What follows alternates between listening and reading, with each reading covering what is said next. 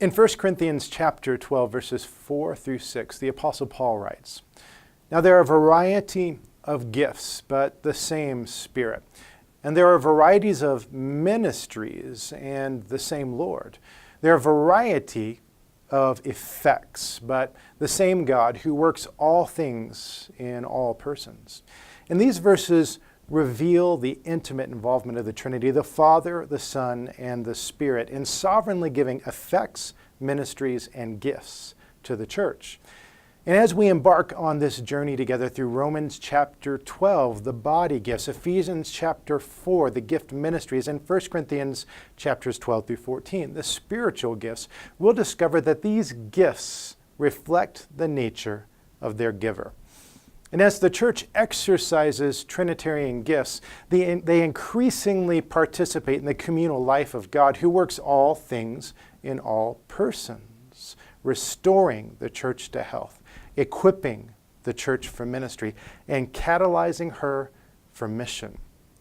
We'll begin with three overarching principles that undergird the Trinitarian framework in which this theology of gifts is developed.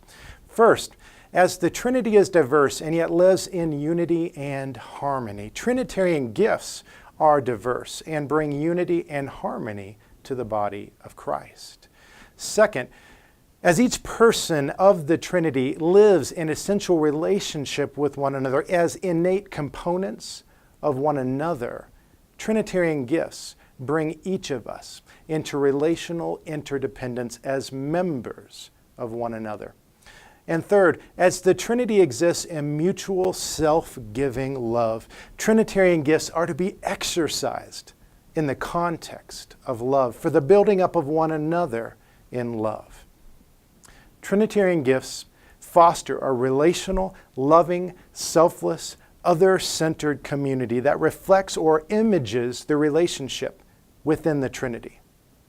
They exemplify the personal presence of God, restoring, equipping, and sending us into the world as ambassadors of our King. And that's the Trinitarian Matrix.